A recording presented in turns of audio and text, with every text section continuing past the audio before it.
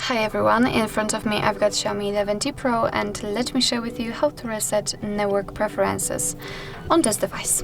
So let's enter the settings, and here we have to find connection and sharing. Now let's scroll down, and as you can see right here we've got reset Wi-Fi, mobile networks and Bluetooth options, so simply tap on it.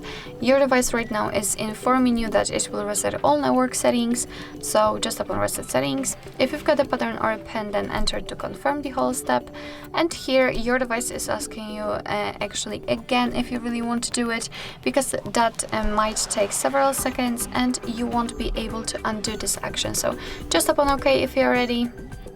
And as you can see, the network settings have been reset successfully. So actually this is it. This is how to reset network preferences in your Xiaomi 11T Pro. Thank you so much for watching. I hope that this video was helpful, and if it was, please hit the subscribe button and leave the thumbs up.